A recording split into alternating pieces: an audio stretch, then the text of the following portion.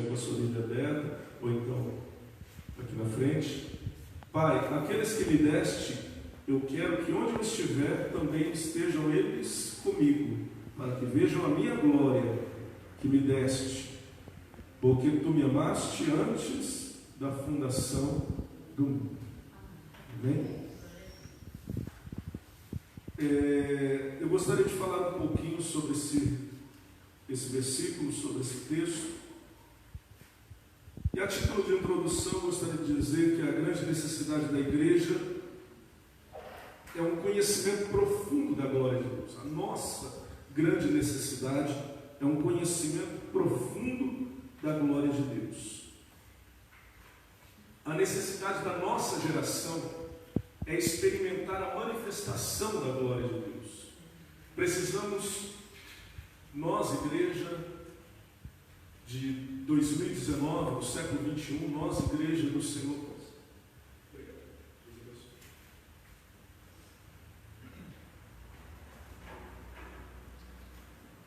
Nós, igreja do Senhor do século 21, final já de 2019, nós, igreja de Marília, igreja brasileira, precisamos de homens e mulheres com a manifestação da glória de Deus em suas vidas. Os nossos cultos precisam ser inflamados por homens que viram, que contemplaram o Cristo exaltado no lugar secreto da oração. Note bem isso.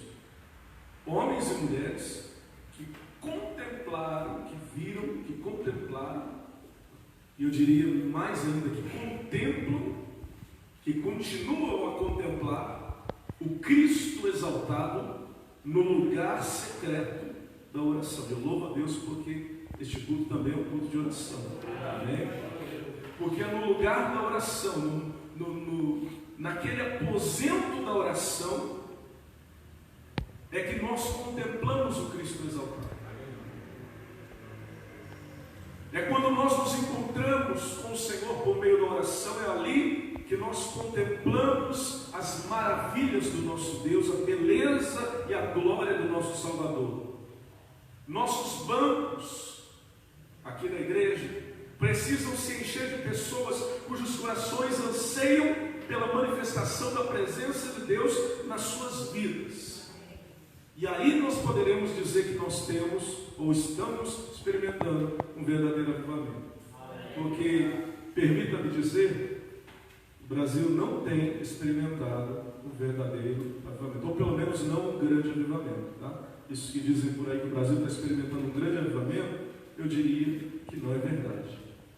Porque nós temos um grande crescimento, sim, da igreja evangélica, mas um crescimento distorcido, onde nós encontramos crentes, alguns deles até que se dizem crentes, como antigamente a gente ouvia falar de católicos, né? Não praticantes. Quem já ouviu isso? Antigamente a gente ouvia falar isso, né? O que você é? Sou católico, mas sou católico não praticante. Só que a gente não ouvia falar isso de crente, não é? Crente era crente. Antigamente era chamado de bode, mas era crente. Os católicos olhavam para a gente e diziam: aquele lá, ele é da igreja dos bodes. Mas o crente era crente. Ele não abandonava o lugar da oração, ele não abandonava a reunião do povo de Deus, ele estava constantemente nos cultos, não perdia culto por programas paralelos, não perdia culto para comer um lanche, para celebrar uma festa com amigos ou coisa parecida, um churrasco. Não, ele estava constantemente nos cultos, e mais do que isso, ele tinha uma vida de oração. Meu avô faleceu com 90 e tantos anos, não sei exatamente quantos, mas 90 e alguns anos. E uma das lembranças que eu tenho da minha infância é esta: que quando eu passava por dentro da casa do meu avô, algumas vezes a gente passava pelo corredor do quarto dele. Era uma casa muito simples de madeira.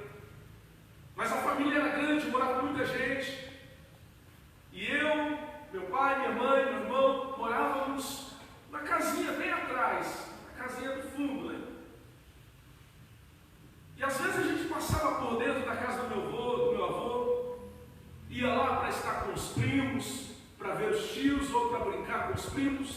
Eu algumas vezes passava ali pelo corredor do quarto do meu avô. E uma das lembranças que eu tenho muito vívidas na minha mente é esta: meu avô com os joelhos dobrados ao lado de sua cama, orando a Deus, às vezes no meio do dia, às vezes pela manhã, às vezes à tarde, até porque ele não saía de casa para ir à cidade se ele não dobrasse o joelho antes para orar antes de sair. Esses eram os crentes de antes. Estou falando de alguém que eu conheci, mas você conheceu pessoas assim? Talvez você já foi assim, não é? Não sei, talvez você ainda seja assim. Glória a Deus por isso. Mas a grande verdade é que a igreja no Brasil está se descaracterizando, perdendo essa característica de crente, de fé, de homem e de mulher que crê e que não abandona o lugar da oração, que não abandona o lugar da dependência de Deus e da confiança em Deus. E o que nós precisamos é de homens e mulheres assim, que não se apartam da presença de Deus, porque é aí, no lugar da oração, no lugar da comunhão com Deus, que nós contemplamos o Cristo exaltado na sua glória. Pelo menos 4 coisas nós podemos dizer a respeito desse versículo que nós lemos. 4 considerações importantes. Depois a gente vai discorrer sobre elas, mas eu já vou mencioná-las. Primeiro, Jesus está orando pelos crentes. Segundo, Jesus expressa o seu desejo para a igreja.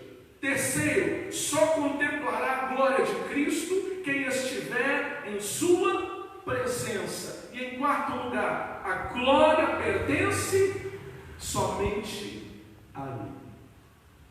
São 4 verdades que estão aí nesse versículo. Vou repeti-las. Jesus está orando pelos crentes. Isso é o primeiro. Segundo, Jesus expressa a sua vontade, o seu desejo para a igreja. Terceiro, Jesus deixa claro que só contemplará a glória dele, a glória de Cristo, quem estiver na presença dele. E em quarto lugar, a glória pertence somente a Ele. Agora a gente vai discorrer um pouquinho sobre isso. Por favor, volta para Jesus está orando pelos crentes. Jesus está orando pelos crentes. Como que eu sei disso? A Bíblia está dizendo aí, no texto que a gente leu. Jesus está orando. Capítulo 17 é a oração que Jesus está fazendo. Jesus, um pouquinho antes da sua morte, ele está ali orando, e ele está orando pelos discípulos. E no contexto aí ele vai dizer que ele ora também por aqueles que haveriam de crer. Então ele está orando pela igreja. O próprio versículo 24 diz isso: Pai, a minha vontade é que onde eu estou, estejam também comigo aqueles que me deste. Olha lá, aqueles que me deste. Ele está orando por aqueles que pertencem a Ele. Ele está orando por mim. Olha só que maravilha. Jesus, há 2000 anos atrás, estava orando por mim e estava orando por você. Quando Ele pisou essa terra, Ele orou por você. Aleluia. Pai, eu peço pelos que me deste. E aqui nós temos algumas grandes verdades, eu não vou poder escorrê-las todas, mas eu quero dizer uma coisa: você é um escolhido de Deus desde a eternidade. Se você nasceu de novo, se Jesus alcançou sua vida, é porque você é um escolhido de Deus desde a eternidade. Paulo, escrevendo sua carta aos Efésios, diz que nós fomos escolhidos, eleitos nele, antes da fundação do mundo, eleitos em Cristo, escolhidos nele. Paulo, escrevendo aos Romanos, diz que Ele nos escolheu, aqueles que Ele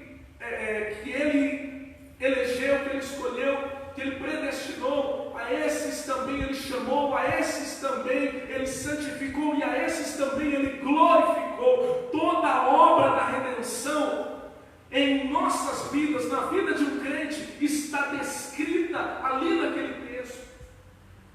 Ele nos escolheu, Ele nos chamou, Ele nos santificou e Ele nos glorificou. Pelo menos na mente de Deus,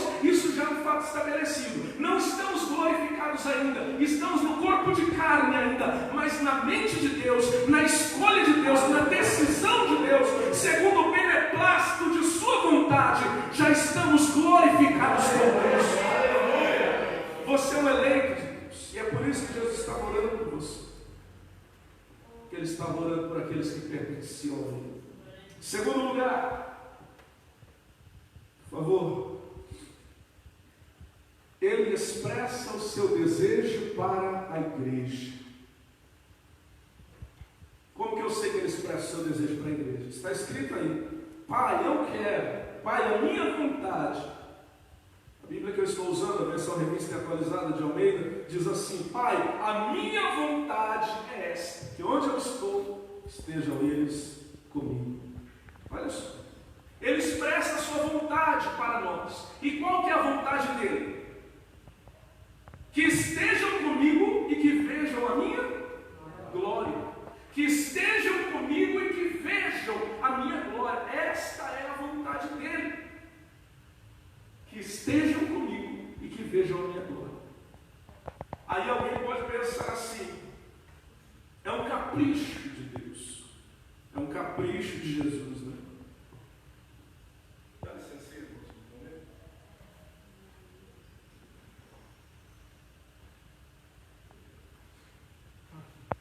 Alguém pode dizer: é um capricho do Salvador. Ele quer ostentar a sua glória, para que vejam a minha glória. Não, Ele não quer ostentar a sua glória. Ele quer que nós contemplemos a sua glória, para que nós possamos desfrutar também da sua glória. Um exemplo disso é José. Gênesis capítulo de número 45, versículo de número 13. Vamos ler esse texto? Gênesis capítulo de número 45, versículo de número 13. Nós vamos ver que José também teve a mesma atitude, ou pelo menos uma atitude semelhante à do Salvador.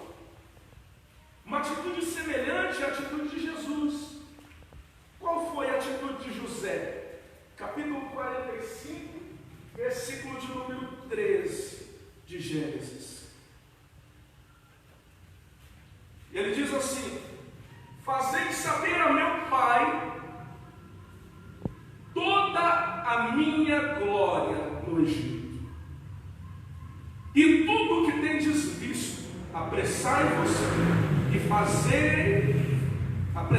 a fazer descer o meu pai para cá. Olha só, José estava no Egito. José havia sido vendido, não é? E depois se tornou ali servo de um homem lá no Egito. Depois foi injustiçado, acabou parando na prisão, mas Deus o exaltou porque ele era fiel. Ele era um homem honesto, um homem fiel a Deus, um homem que tinha compromisso com Deus, um homem de oração. O que aconteceu? Deus o exaltou, Deus tirou ele da prisão e colocou ele no trono. E agora José é governador do Egito.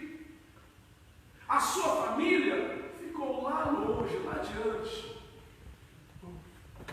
E a sua família nem sequer sabia que ele era governador do Egito. Olha só. Sua família não sabia que ele era governador do Egito. Aí quando seus irmãos vêm, todos nós conhecemos a história, acho que todos os irmãos, né? Quando seus irmãos vêm até o Egito para buscarem comida, e quando ele se revela aos seus irmãos, ele diz assim, no versículo 13 que nós lemos: ide, anunciai ao meu pai toda a minha glória aqui no Egito, e tudo o que tendes visto, apressai-vos, e fazei descer meu pai para aqui. Faça o meu pai vir até aqui, que ele venha, que ele veja a minha glória aqui no Egito. E aí eu pergunto para você, por que é que José estava dizendo: tragam o meu pai que ficou lá, tragam ele aqui no Egito, aonde eu sou governador, para que ele veja a minha glória? Por que José estava dizendo isso? Para ostentar a sua glória ao seu pai? Não. José estava dizendo isso porque ele queria que seu pai viesse, bem como toda a sua família, contemplasse a sua glória, visse a sua glória como governador do Egito e pudessem desfrutar dessa glória, pudessem ser abençoados pela posição que ele tinha ali no Egito. E é isso que aconteceu com José. José desejou que seu pai conhecesse toda a sua glória no Egito, para que assim pudesse também desfrutar da mesma glória, da glória dele. Por quê? Não por simples ostentação, não, porque ele queria que seu pai fosse abençoado, ele queria que sua família fosse abençoada. O que Jesus está fazendo aqui? Jesus está fazendo exatamente isso aqui em João. Ele está dizendo: Pai, eu quero que aqueles que o Senhor me deu, os apóstolos e aqueles que hão de crer em mim, eles possam estar comigo onde eu estiver, e eles possam contemplar a sua glória, para que sejam abençoados. Ele não quer simplesmente ostentar a sua glória, não. Ele quer que contemplemos a sua glória para sermos abençoados por ela. A contemplação da glória de Cristo opera uma profunda transformação em nosso ser. Eu acho que os irmãos conhecem esse texto aí, não é? 2 Coríntios, capítulo 3, versículo 18. O que está escrito lá? Se você é bom de Bíblia, abra aí 2 Coríntios, capítulo de número 3, e versículo de número 18. Também nos fala um pouquinho sobre isso. Mas todos nós, com o rosto descoberto, contemplando como por espelho a glória do Senhor, somos transformados de glória em glória, na mesma imagem, como pelo Espírito do Senhor. Olha o que está escrito aí: todos nós com o rosto descoberto, estamos contemplando a glória do Senhor, ainda que estamos contemplando como quem contempla por um espelho, como quem vê em um espelho que não é perfeito, mas estamos contemplando a glória do Senhor, e uma vez contemplando a glória do Senhor, somos transformados de glória em glória, na mesma imagem do Senhor. Ou seja, quando você contempla a glória do Salvador, você é transformado na imagem dele, você é dia a dia transformado na imagem dele, você começa a se aproximar em aparência ao Salvador, você começa a ficar parecido com ele. Glória a Deus. E é por isso que eu volto a repetir: o que nós precisamos hoje na igreja brasileira, na igreja em Marília, o que nós precisamos hoje em nossas vidas, eu e você, o que nós precisamos é contemplar dia após dia a glória do Salvador, a glória do Cristo exaltado, porque quando nós contemplamos a glória do Senhor, nós somos transformados na imagem dele, nós nos parecemos mais com ele, e dia após dia nós somos transformados.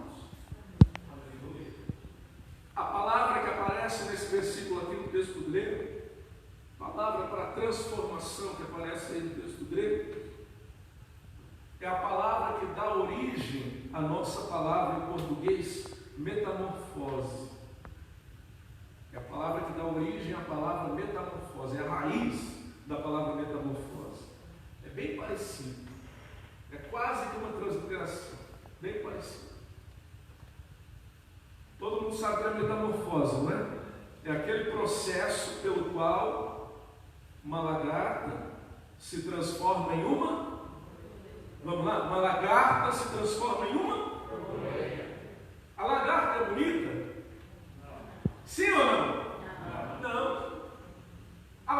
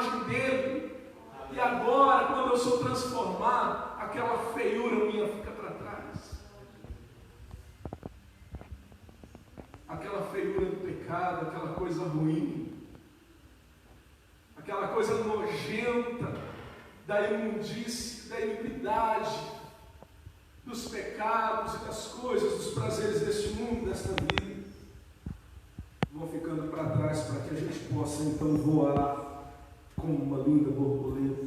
Aleluia. É isso que acontece com nós.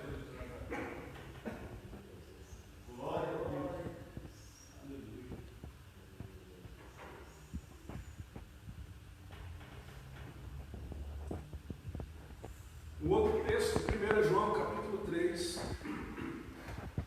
versículo de número 2. Esse texto também diz a mesma coisa,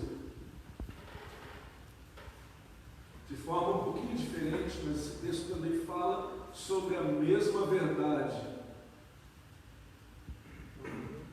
Amados, agora somos filhos de Deus e ainda não é manifestado o que havemos ou haveremos de ser, mas sabemos que quando Ele, Jesus, o Senhor, se manifestar, seremos semelhantes a Ele. Por quê? Porque o veremos como Ele é. Olha só, Deus poderoso. Olha o que a Bíblia está dizendo. Quando Jesus voltar, você, crente, será transformado por completo. E você será parecido com Ele, semelhante a Ele, porque você o verá como Ele é. Glória a Deus. Isso vai acontecer quando Ele voltar, mas isso também acontece na nossa vida, no nosso dia a dia. Nós somos transformados dia após dia. E quando Ele vier, a transformação que falta será completa em nossa vida. Amém?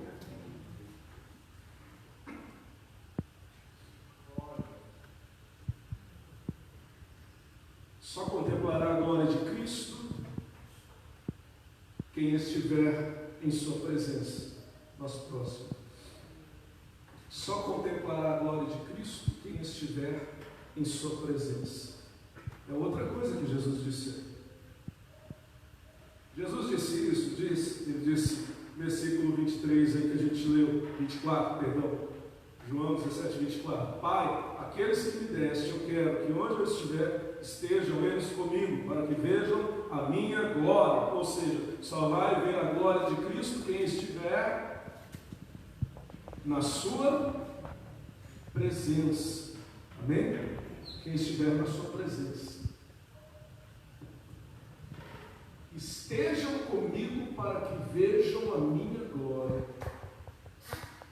A luz do conhecimento da glória de Deus só pode ser vista na face de Cristo Jesus.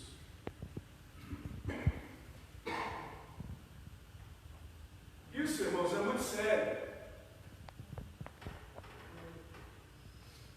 A luz do conhecimento da glória de Deus só pode ser vista na face de Jesus. Se você contempla o Cristo exaltado, então você verá a luz do conhecimento da glória de Deus. Se você não contempla, você não verá.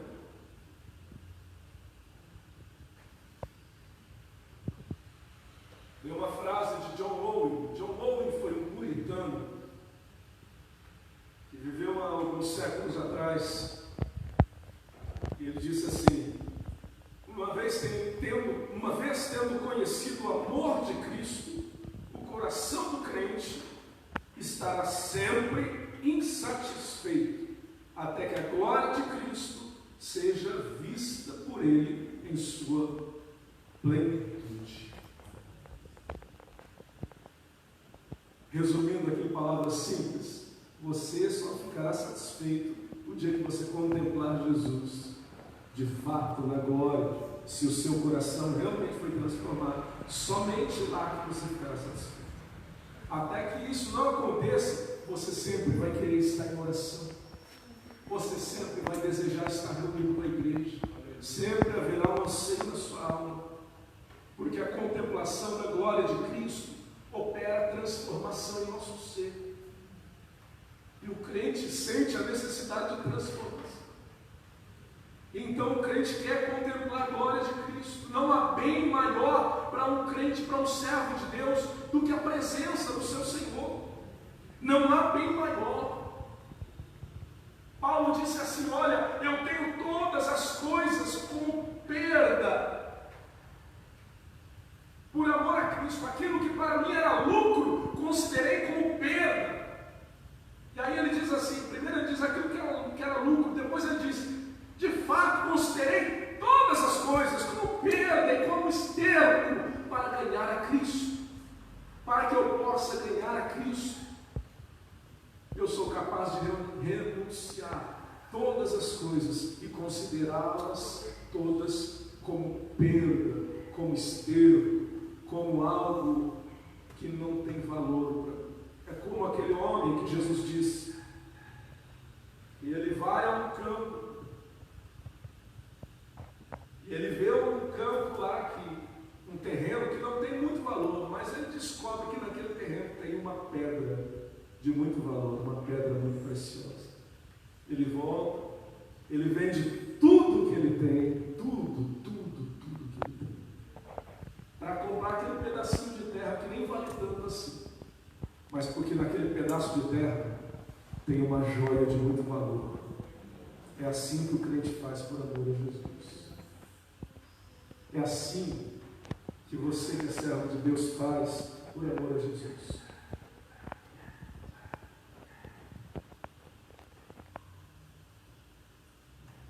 Segundo aos Coríntios, capítulo 4, versículo 6.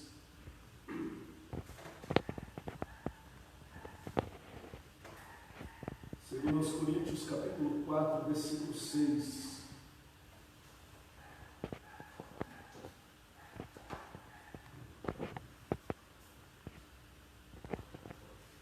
Porque Deus que disse, das trevas resplandecerá a luz, Ele mesmo resplandeceu em nossos corações, olha o final do versículo, para iluminação do conhecimento da glória de Deus na face de Cristo.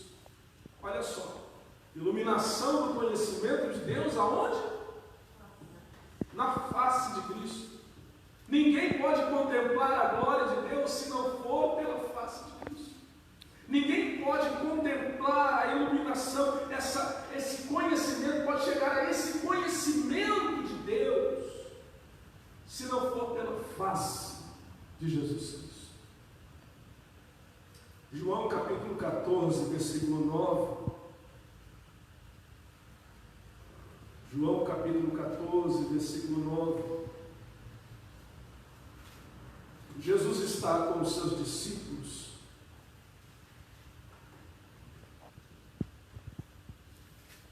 E aí, um deles, chamado Filipe, diz assim: Senhor, mostra-nos o Pai, que isso nos basta.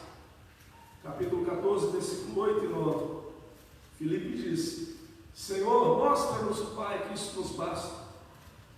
Jesus disse: Filipe, há tanto tempo que estou convosco e não me tens conhecido.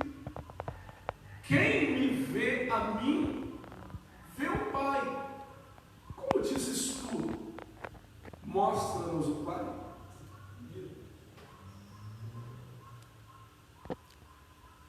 Você compreende? Filipe disse: Senhor, nós queremos ver o Pai. Jesus olha para Filipe e fala: olha, eu estou há tanto tempo com você, você ainda não percebeu que é somente pela minha face, somente olhando para mim e contemplando a minha pessoa, é que você vai contemplar o Pai, é que você vai conhecer o Pai.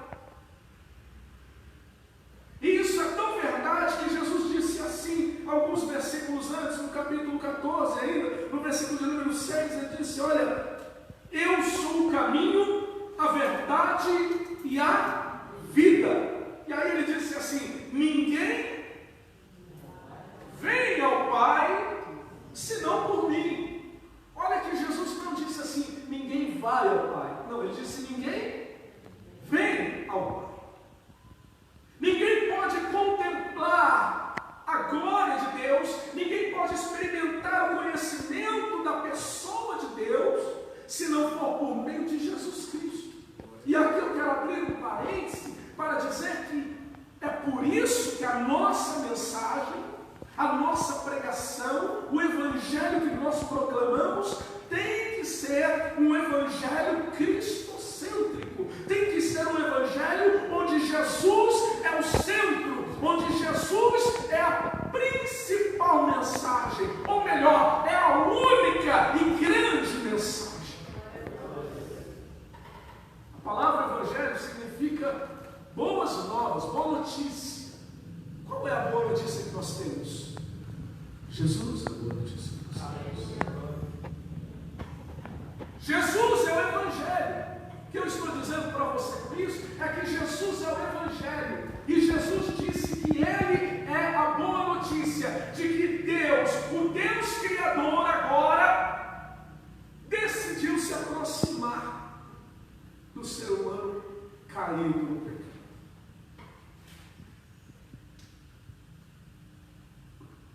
A religião, olhe para mim e entenda isso que eu vou lhe dizer.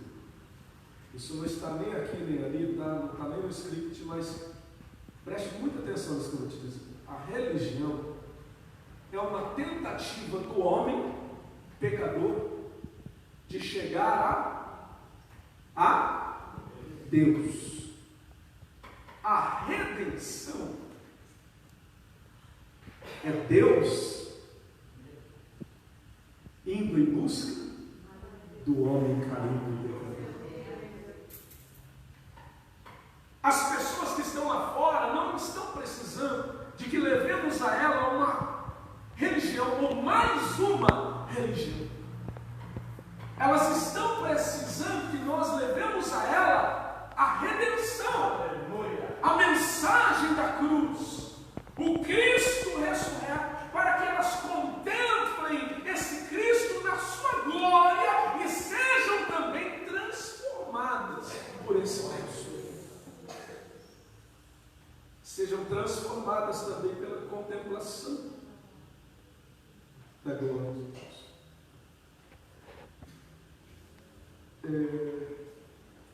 Acho que tem mais um, por favor. Nenhum homem verá a glória de Cristo na eternidade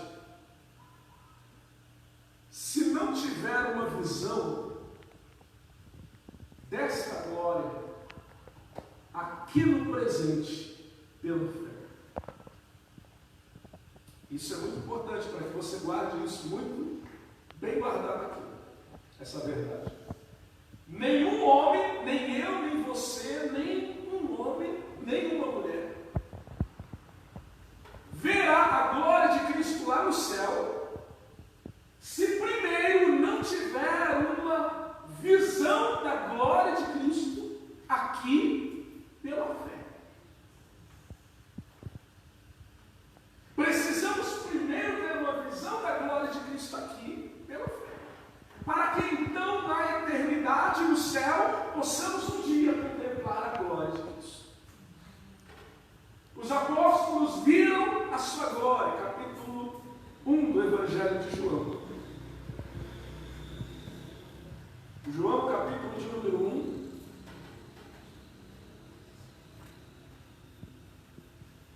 Versículo de número 14. Aliás, vamos ler o versículo 1. E depois a gente lê o versículo 14. João capítulo 1, versículo 1.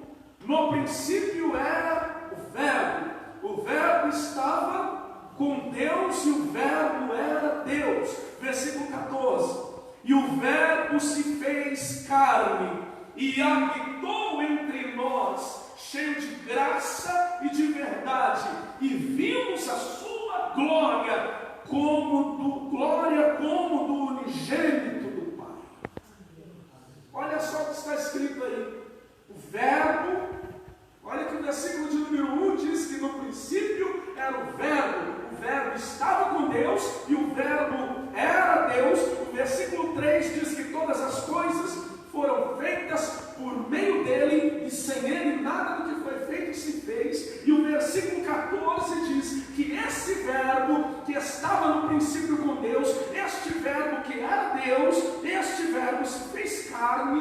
e habitou entre nós. E aí o final do versículo diz: vimos a sua glória, glória como do unigênito do Pai.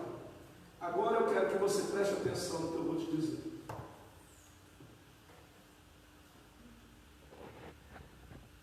Tem um ponto de interrogação aí.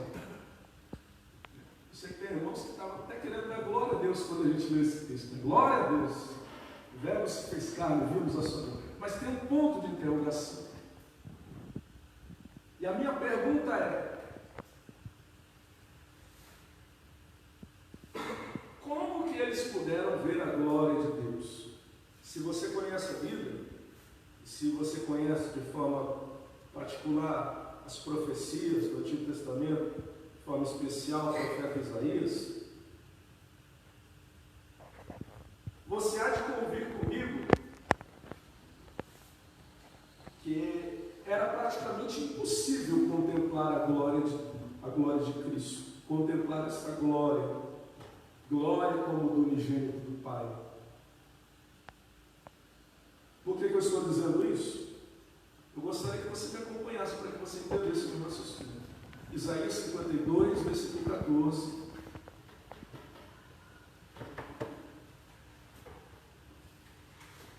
Isaías 52, versículo 14.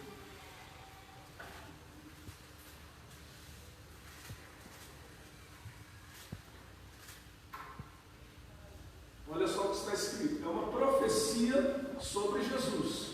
Olha só o que está escrito. Isaías 52, 14. Como pasmaram muitos à vista dele, pois o seu aspecto estava muito desfigurado, mais do que o de qualquer outro, e a sua aparência mais do que a dos outros filhos dos homens. Agora 53, 2, aí mesmo, 53, versículo 2. Porque foi subindo como renovo perante ele, como raiz de uma terra seca. Olha só, como raiz de uma terra seca. Preste atenção nisso, ó. Não tinha aparência, nem formosura, olhando-o, mas nenhuma beleza havia para que nos agradasse. Olha só, é uma profecia sobre Jesus. E a profecia diz que muitos ficaram pasmados, ou ficariam pasmados à vista dele. A profecia diz que muitos ficariam pasmados porque o seu parecer estaria desfigurado. Está aí no 52, 14. Desfigurado mais do que o de outro qualquer. E a sua figura mais do que a dos outros filhos dos homens. E aí o 53, versículo 2, diz que ele foi subido como renovo e como uma raiz de terra seca, que nele não tinha aparência e que nele não tinha beleza nem formosura. E aí diz assim: olhamos para ele e não havia boa aparência nele para que o desejássemos. Não havia boa aparência nele para que o desejássemos. É uma profecia sobre quando Jesus viria e nasceria como homem e viveria como homem para morrer pelos nossos pecados. E aí eu pergunto, como é que os apóstolos conseguiram, como está escrito lá no capítulo 1 de João, versículo 14, como é que eles conseguiram contemplar a glória do Filho unigênito do Pai? Como? Voltando para João, no capítulo 1 ainda, no versículo de número 12, foi pela atividade espiritual da fé. Foi pela fé. Capítulo 1, versículo 12 de João, lá onde a gente estava, João, capítulo 1, versículo 12. Mas a todos quantos o receberam, deu-lhes o poder de a saber, os que creem no seu nome, os que creem, é pela fé. Ver a glória de Cristo era impossível aos olhos humanos, é o que diz Isaías 52:14 e 53:2. Mas João capítulo 1, versículo 12 diz que isso aconteceu por quê? Pela fé. Porque sem fé é impossível. Era impossível um homem sem fé contemplar a glória do Filho unigênito do Pai. É por isso que os fariseus olharam para Jesus e não contemplaram nele a pessoa do Deus bendito, do Filho eterno do Pai. É por isso que os saduceus olharam para ele e sentiram o desejo de matá-lo e lançaram mão dele para levá-lo até a cruz. É por isso que homens e mulheres, muitos deles, olharam para Jesus e xingaram a Jesus. Como nós falamos aqui no domingo, né? Em dada ocasião chamaram ele de samaritano, que para eles era um xingamento, né? Ah, ele deve ser um samaritano. Xingaram a Jesus. Em outra ocasião, alguém olhou para ele e disse: ele tem demônio, ele tem demônio, está com Beelzebul. Uma linguagem bem de hoje, alguém, é o mesmo que alguém tivesse dito para Jesus: olha, está com o diabo no couro. É como o pessoal fala por aí, não é? Está com o diabo no couro. Foi o que falaram de Jesus, sabe por quê? Porque sem fé é impossível contemplar a glória de Cristo. Era para aqueles homens e é hoje ainda. Só se pode contemplar o Cristo exaltado na sua glória pela fé. E é somente assim que nós nos aproximamos dele. Precisamos, irmãos, ter um desejo maior de contemplar a glória de Cristo. Precisamos desejar como a corça anseia pelas águas, pela corrente das águas, assim nós precisamos desejar contemplar a glória de Cristo. Por quê? Porque Jesus falou aqui: Pai, a minha vontade é que eles estejam comigo, aqueles que o Senhor me deu, estejam comigo para que vejam a minha glória, glória que o Senhor me conferiu. Porque me amaste desde antes da fundação do mundo. Precisamos ter desejo, porque a promessa de Deus é para aquele que quer, para aquele que deseja. Isaías 44, versículo 3 diz a promessa de Deus assim, Isaías 44, 3: porque derramarei água sobre o sedento. A promessa de Deus de água é sobre aquele que tem sede, sobre o sedento, e rios sobre a terra seca. Derramarei do meu espírito sobre a tua posteridade, a minha bênção sobre os teus descendentes. A vontade de Deus, irmãos, é que nós conheçamos, que nós devemos conhecer as primícias da sua glória nesta vida, e isso pela fé, porque se não contemplarmos a glória dele pela fé hoje, não contemplaremos a sua glória na eternidade. Por quê? Porque é contemplando a glória dele que nós seremos transformados, que nossa vida será mudada. Santificação é isso.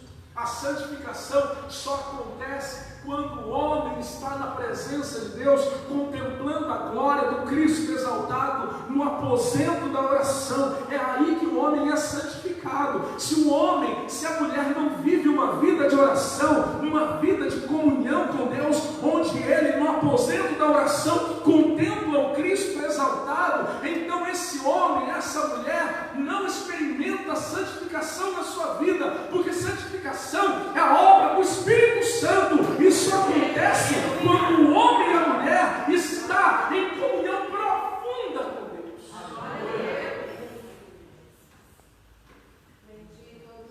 O que eu estou tentando dizer aqui, irmãos, é que santificação não é esforço humano.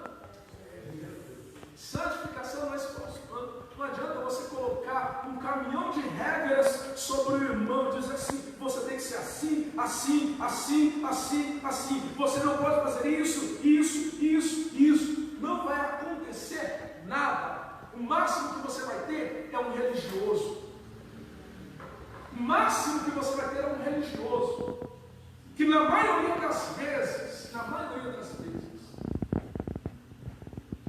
vai estar vestido com uma capa.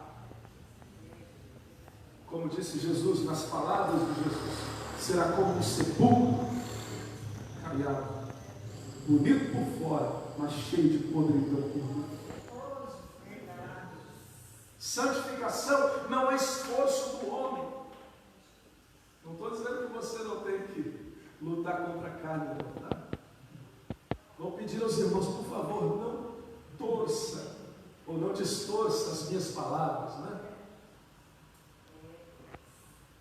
O que eu estou dizendo é que não é um esforço humano somente. Você vai lutar e nada vai acontecer. A santificação vai ser um fato na sua vida se você viver uma vida de comunhão com Deus. Se você viver uma vida de comunhão com Deus no aposento da oração, então você vai contemplar o Cristo exaltado, e quando você o vê, quando você o contempla exaltado na sua glória, você é transformado na imagem dele. Isso é santificação. E o pecado vai ficando para trás porque você contempla aquele que não tem pecado, e você se torna semelhante a ele. Isso é santificação. Por isso que precisamos desejar contemplar a glória de Cristo. Filipenses 3,8, o apóstolo Paulo diz assim: e na verdade tenho também por perda todas as coisas, pela excelência do conhecimento de Cristo Jesus, o meu Senhor, pelo qual sofri a perda de todas as coisas, e considero todas as coisas como esterco, para que eu possa ganhar a Cristo.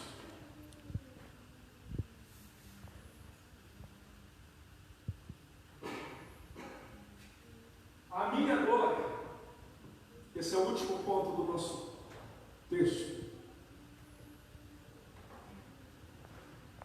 Nós lemos aí no capítulo 17, no versículo 24, que é o nosso texto base deste estudo hoje. Jesus disse: Pai, a minha vontade é esta, que onde eu estou, estejam também comigo aqueles que me deste, para que vejam a minha glória, glória que me conferiste antes da fundação do mundo. O que Jesus disse aqui? Ele estava orando pelos crentes. Ele disse que a vontade dele era que os crentes estivessem com ele e contemplassem a sua glória. E ele disse que a glória pertencia a quem? A quem? A ele. A glória pertence somente a ele. Por que eu estou falando isso? Porque algumas vezes nós queremos a glória para nós, não é? Quantas vezes nós que pregamos, aqueles que cantam, querem a glória para si. De repente aquele que não faz nada, mas ele quer a glória para si. Não faz nada na igreja, mas aonde faz? No trabalho, em casa, não sei, em algum lugar. Ele quer a glória para si, como se houvesse algum mérito nele. Precisamos entender uma coisa. A Bíblia diz: não temos nada que não tenhamos recebido. Se estamos de pé, é porque Ele sustenta a nossa existência. Aleluia. O ar que respiramos depende dEle, a nossa vida depende dEle. Somos completamente dependentes de Deus. E isso nos humilha, para que entendamos que não há merecimento algum em nós. E não é só isso, não há merecimento em nós, porque fomos concebidos, diz a Bíblia, concebidos em pecado, e em pecado nós nascemos. E Romanos capítulo 1, versículo 18 diz que todos nós, todos os homens, estão encerrados debaixo da ira de Deus.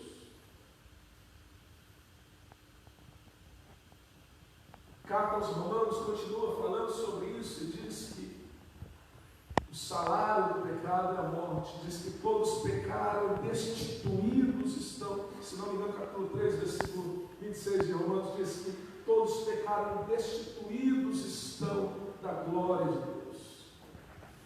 Não há merecimento algum em nós.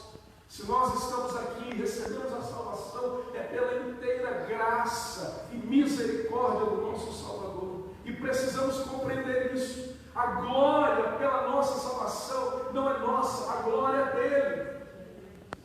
O mérito é dele. Nós não fizemos nada para ser salvos. Você não fez nada para ser salvo. Foi ele quem fez lá na cruz, foi Ele quem fez quando Ele te escolheu, foi Ele quem fez quando Ele desceu do céu e morreu na cruz por você, foi Ele quem fez quando Ele ressuscitou no terceiro dia, foi Ele quem fez quando Ele te chamou, quando Ele te trouxe a este lugar, foi Ele quem fez quando Ele mudou a sua história. A glória totalmente dele pertence a Ele. A glória dele. E nós precisamos entender isso, que em tudo a glória pertence a Deus. E aqui eu quero abrir um parênteses para deixar aqui para você que a humildade, aqui eu estou usando as palavras de Andrew Murray, a humildade é a beleza da santidade. Se você quer viver uma vida santa, quer que essa vida santa seja bela aos olhos do Salvador, do Senhor, então entenda isso. A humildade é a beleza da santidade. Só que para vivermos uma humildade real, precisamos entender isso. Que não há mérito nenhum em nós, que todo mérito é dele, toda glória é dele, toda glória é dele. Quero abrir mais um parênteses aqui, uma nota de rodapé. Abrir um parênteses, então eu vou deixar uma nota de rodapé.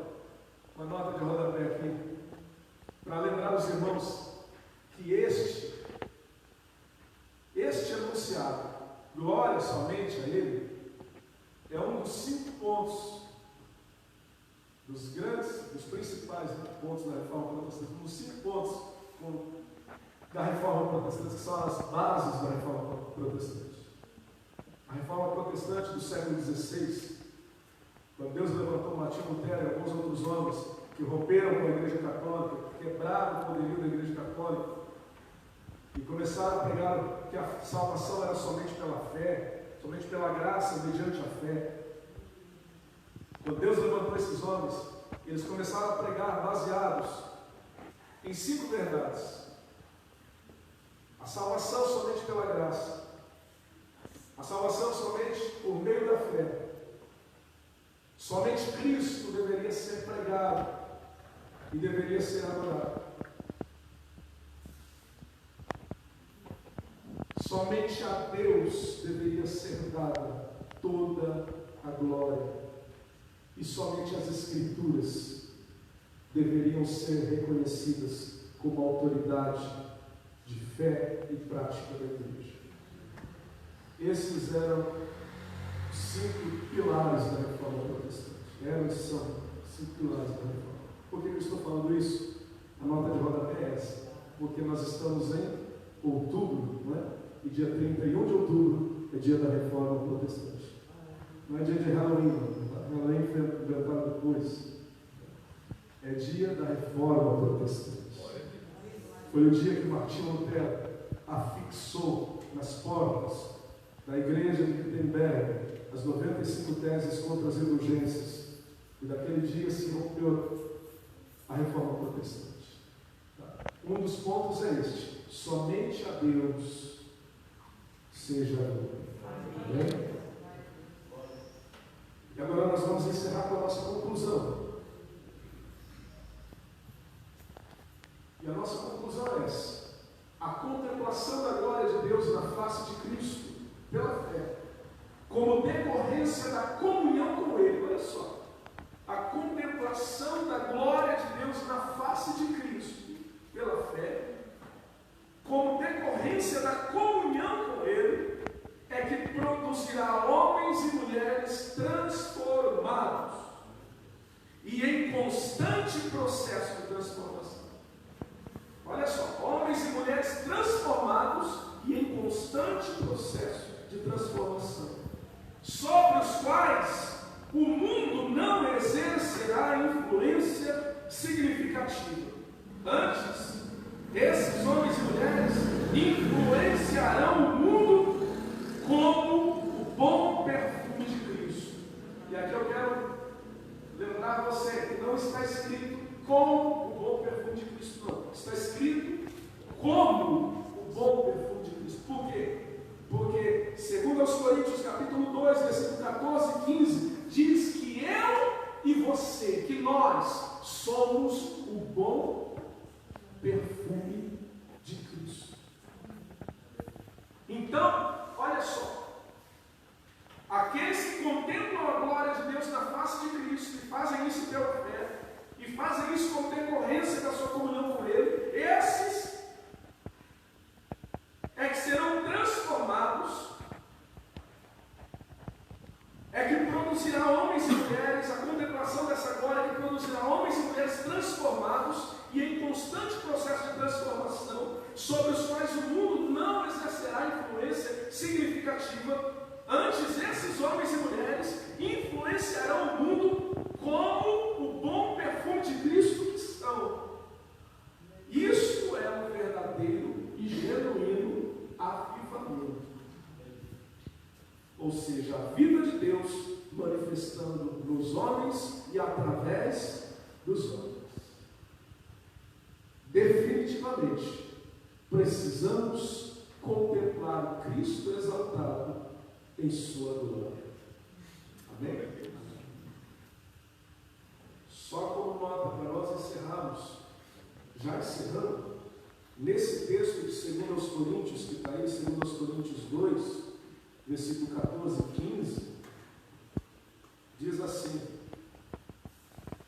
graças, porém, a Deus, que em Cristo Jesus sempre nos conduz em triunfo e por meio de nós manifesta em todo lugar a fragrância do seu conhecimento, porque nós somos o bom perfume de Cristo, tanto nos que se salvam, quanto nos que se perdem. Olha só, você é o bom perfume de Cristo naquele que se salva e também naquele que se perde.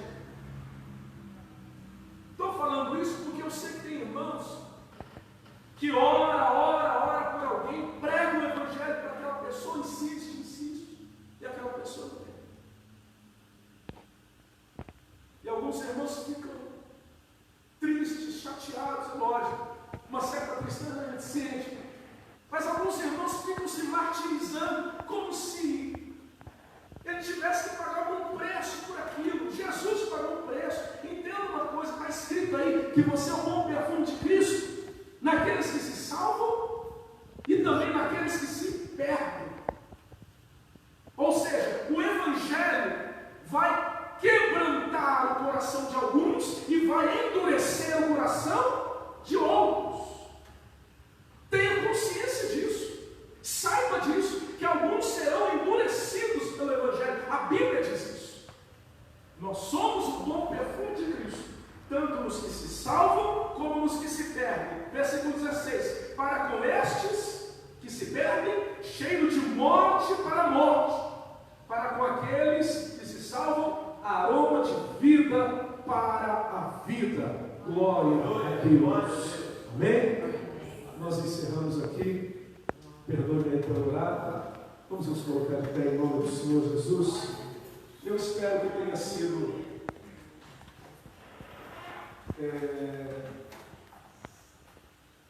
de algum valor para os irmãos essa meditação nesta noite. Espero que Deus possa abençoar a vida de cada um dos irmãos aqui com esse estudo. Lembre-se de uma coisa: a Bíblia, o salmista disse assim: guardei, Senhor, a tua palavra no meu coração. Para quê? Para não pecar contra ti. Então pegue a palavra de Deus que você ouviu hoje e guarde onde?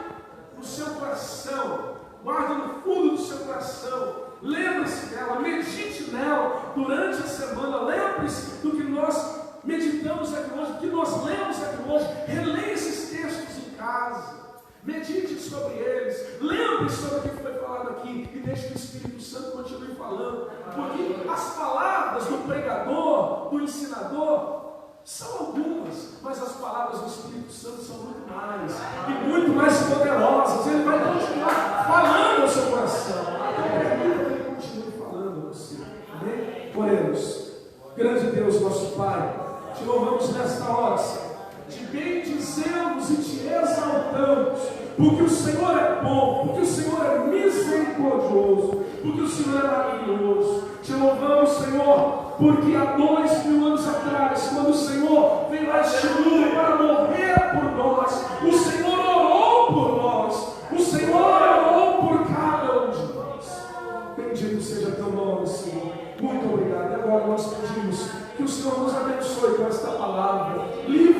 pecado. Livra-nos, meu Deus, de toda imundícia. Livra-nos, meu Deus, de toda contaminação deste mundo. Livra-nos de todo mal, Senhor, por meio da tua palavra. Conduze-nos segundo o teu querer, segundo a tua vontade, e que o nome do Senhor seja exaltado e glorificado em nossas vidas. E nós te pedimos, dá-nos, Senhor, uma visão da tua glória, em nome de Jesus.